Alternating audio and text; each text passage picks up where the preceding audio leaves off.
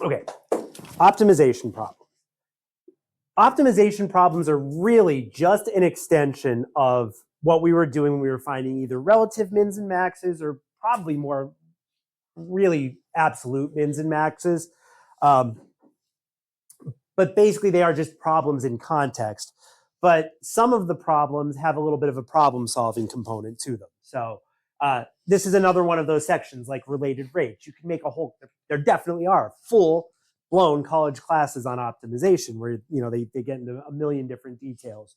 So my goal here is to kind of present a couple of different types of problems, give you some practice in those specific types of problems, and expect you guys to know how to do those problems. We'll do a couple, we're just going to do them. Like we're going to just, no lead in. You'll see at the bottom of the page, I kind of have some tips and steps for optimization, but we're just going to do the first couple just to get the feel for them first. That might be, unless we have 22 minutes. So we won't get super far on them. And I'm green, so that's good. No worries. Was there anything else I wanted to say? I don't think so. Let's get right into it. All right, so example one is the type of problem where a good chunk of the problem solving is taken out of it. And my guess is that if you were going to see anything like optimization on the AP test, the way they've been going over the past several years is they pull the problem solving components out of them because that's not really what they're trying to test you on. They're trying to test you on, can you do the math?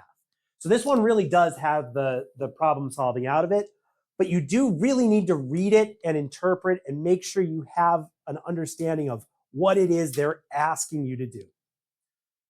A production manager uses the average cost function to determine the average cost it takes to make a widget at her factory.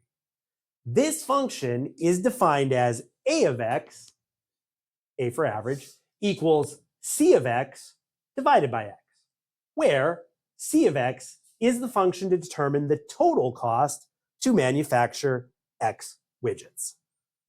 Mouthful there.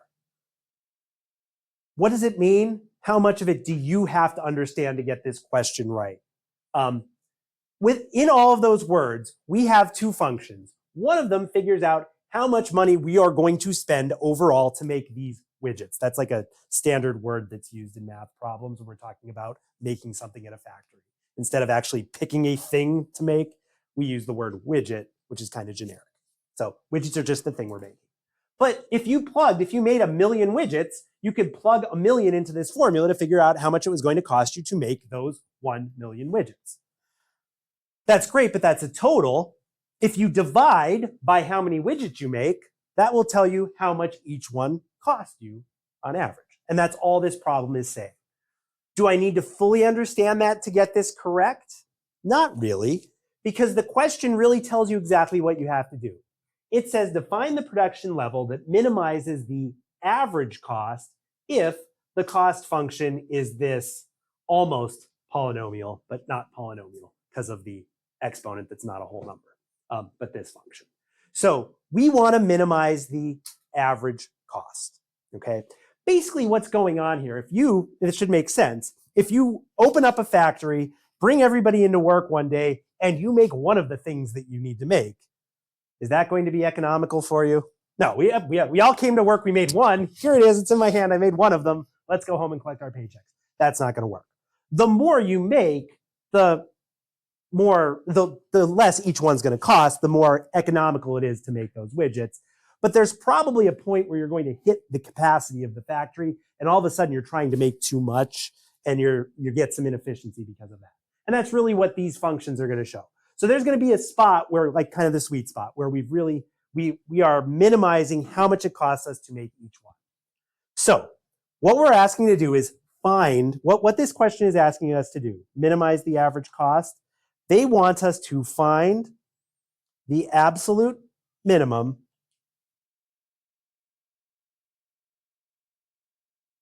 of A of X. Put yourself in your shoes of taking a test and look at what's written there. We need to minimize something. That something says cost, and then we have a formula that says C of X equals. If I say, oh, I've got to find the absolute minimum of C of X, I'm not going to get the right answer, right? So you've got to read them. You've got to make sure you know what you're doing. We've got to find the absolute minimum of A of X.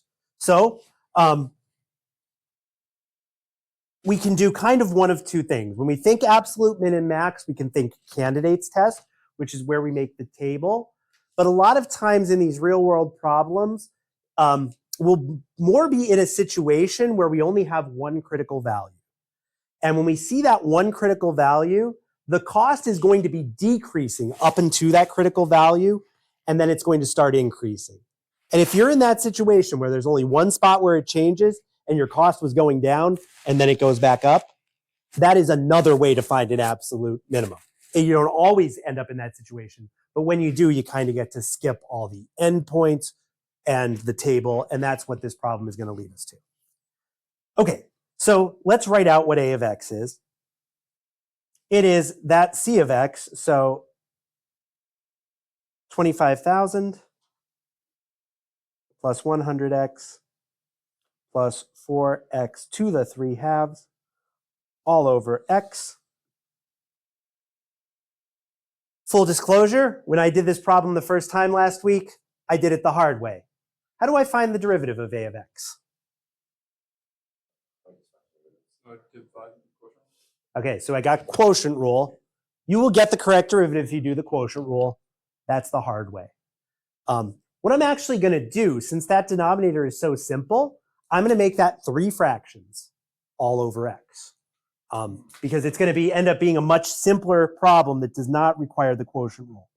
So my first one will be 25,000 over x plus 100x over x.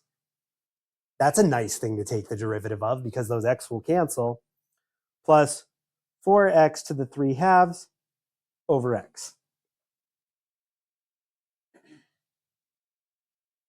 Cleaning that up, we can cancel these x's. And we can cancel x's in that last term. That's what will that end up being if I have 4x to the 3 halves divided by x? 4x to the 1 half. Yeah, 4x to the 1 half.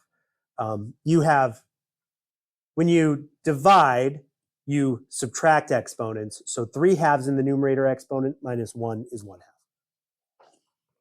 So we end up with this written with negative exponents. 2500 x to the negative 1 plus 100 plus 4 x to the 1 half.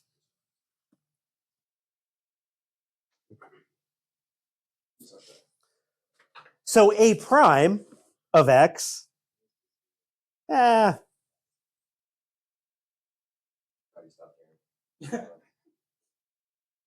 is important. My reaction was not correct. A prime of x, we only have 2 derivatives to take here. 25,000 x to the negative first power becomes, yep, negative 25,000 over x squared. You guys are okay with me skipping that one step there, looking at where I am in the bottom of the line. The derivative of 100 is 0, and 4x to the 1 half, the derivative of that will be 2x to the negative 1 half. I like it. So the 1 half times the 4 gives you 2. So we've got plus 2x to the negative 1 half. So I'm going to write that as 2 over x to the negative 1 half. Oh, yeah, sorry, it would be as positive 1 half. Yep. Actually, I wanted to write it as square root of x, but that was, yeah. My brain had gone to the next step and stopped thinking. So that's what it does. And now the answer to this problem has got to be either an endpoint, but it's not going to be generally. It's kind of a badly written question when the endpoints end up being your answer. You're kind of asking like the wrong thing. You're trying to like maximize the average cost, which doesn't really make sense. I want these to cost me as much as possible. Yeah. So we have to set that equal to 0. All right. So second part of this problem, now that we find a prime, now we've got to solve this thing, which isn't super, super bad. If you just take that 25,000 over x squared and bring it to the other side, hopefully you guys easily see that this equation can be written as 2 over square root of x minus 25,000 over x, or equals 25,000 over x squared. That was me thinking ahead again.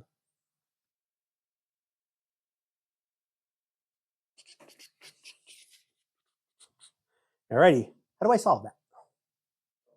Love it. 2x squared equals 25,000 square root of x.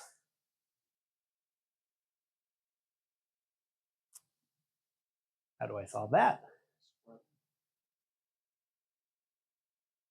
Sure. No, I can't square 25,000 in my head, though. Say that again? Sure. There's a start. X squared equals half of 25,000 is? Nice.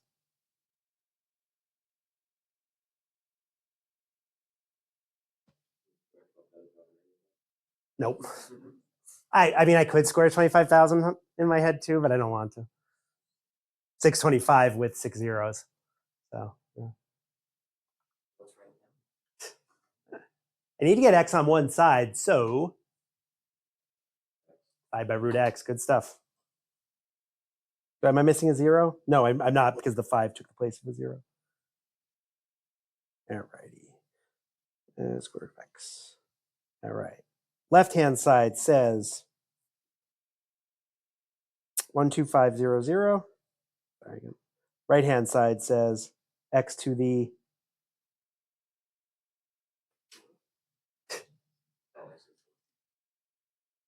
not x to the 4th. You've got a 2 numerator in the top, x to the 3 halves. Yep, x to the 3 halves.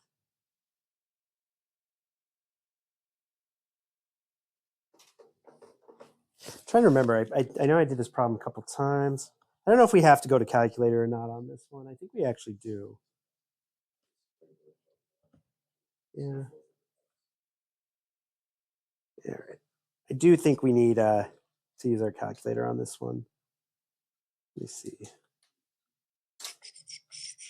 We will check our answer in Desmos when we're done, no matter what. You have 2 things that you need to do to get rid of that 3 halves. You need to square, and you need to take the third root. I hate this problem because 125 is a perfect cube, but I think I need 3 zeros after it to get. What's that? It is the square root of x cubed, but to get rid of the fact that it's the square root of x cubed, I've got to square it to get rid of the square root, and cube root it to get the cube root, to get rid of the cubed. You're right, but I'm talking about what I have to do to get rid of what you're talking about. So let me visualize that. Yep. In a way. So you're right. It is the third root, or is the square root of x cubed. So the 2 things I need to do are square both sides. That will cancel out the square root. That's one of the things I have to do. The other thing that I have to do is take a third root, because that will cancel out the x cubed. So this is what I'm going to do first. And that will cancel those 3's. So we will end up with the square root of x. And unfortunately, we need our calculator for this. So we need to take the third root of 12,500. So don't all pull your calculators out at once. If I'm right, square root of x. Cube root of, no, equals, yeah, the cube root of.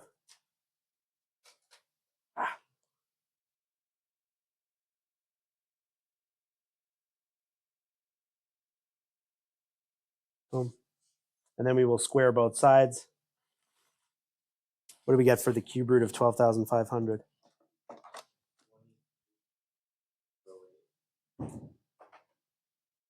Cool.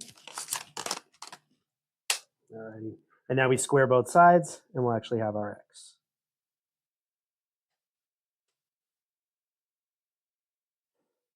You should take that answer from your calculator as is, go up a space and square it. Of course, Joey's the only person who can actually listen to those directions because he's the only person who bothered to actually do it. Thank you, Joey.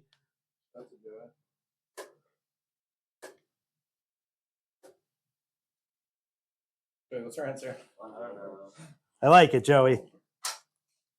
Don't give it to them. Make somebody else pull their calculator out. I mean,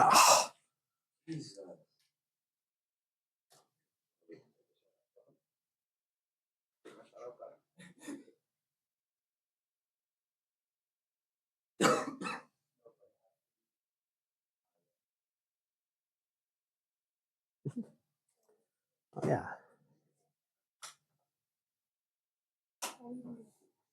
Squaring this number, guys. Yep. Yeah, but you need to get the number with all its decimal digits first. Can we get a calculator? 538. Yeah. 538, 6.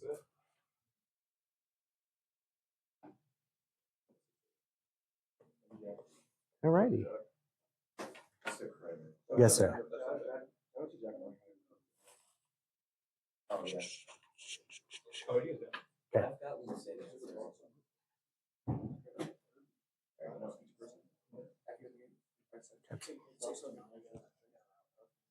We can do either, but I agree with you. Yep. Round and truncate are just as good as each other, but I agree that that is a round up, and I prefer to round up. Boom. Cool. All righty. So now we got to think about our A prime a little bit to make our sign chart. There is only one critical value. It's a weird question if this thing actually maximizes the average cost, but take a look at what's going on here.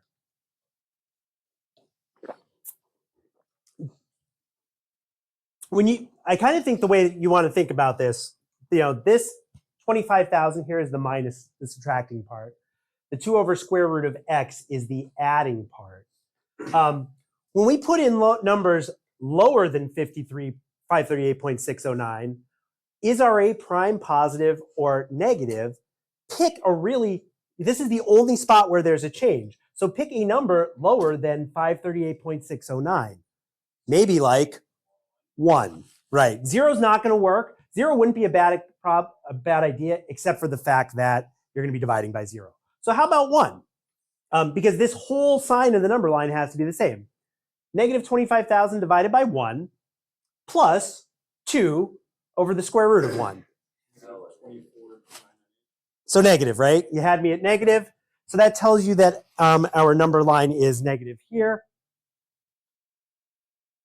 Now, there is always the chance that, that it is negative on both. But look at what's going on here. If I put something significantly larger than 538 in for that, right, and I square it, and then divide 25,000 by something ginormous, this is going to get really small. Yeah, really close to 0. And this is just 2 over the square root of it. So whatever you've divided over here, you're only dividing by the square root of it. So big number squared is super big number. Big number square rooted is less big number. I'm pretty sure that that's going to give us a positive. If it were calculator active, there's nothing stopping you from just picking 1,000 and doing it with 1,000 and seeing what happens. Yep. So the negative part is small, and then we're adding something that's a little bit bigger on the right. That should be overall positive. Right? This part turned really small, negative, plus a positive, which isn't as small. Put 1,000 in and see what you get. See if you get positive or negative. That'd be my, yeah. All right. Okay, so let's see if I'm right. If I am correct, when I put our average cost function into Desmos, I pledge allegiance to the flag of the United States of America and to the republic for which it stands, one nation, under God, indivisible, with liberty and justice for all.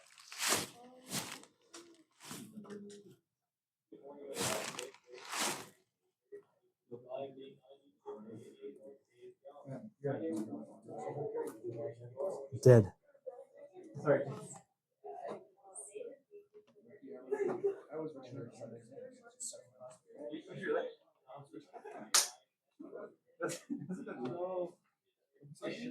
There we go.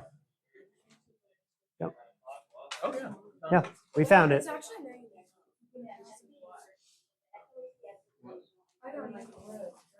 That's the original A prime. You got to put it into A prime. Yeah, that was it. I did that square. That square. Hmm. And that I think we plus. did our calculation wrong. That's all the explanation. The problem is that something's off because A is clearly increasing at 1,000. So you want you're trying to find A prime of 1,000, right? Yeah, because that's what that's what the calculator gives us. We were correct. Yeah. Yep. Yes. It's decreasing up until it hits that number, and then it's increasing after it. Yep. If I had instead just squared both sides of this, Yeah. And cube rooted second. yeah, It doesn't matter which order you do it in. I just wanted to keep the numbers smaller. like Yeah. the way I got it is that would be I'm trying to figure out if I just made that 200 and if I added an extra zero to it, this would actually come out, I think, to a whole number, which is probably what I should do. Because 125 with 3 zeros after it is a perfect cube. It's 50 cubed. Because 5 times 5 times 5 is 125. And then if you have 50, you're going to add 3 zeros to that. So I think that's just what I need to do to this problem. I need to make it 250,000. That might have been in my head when I wrote it up. And that would save some of this calculator nonsense and make it a little bit clearer. Yeah. So yeah. Yep. I was back and forth on whether this problem was too much math or too little math.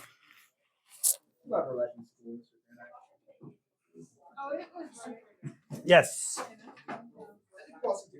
I have a class now during that period. Okay. Yeah. It's great, but now that it's the new marking period, unfortunately. Yes. I have a class period 6. Nice, mine was 94. Yeah. 8 would work. You. I love it.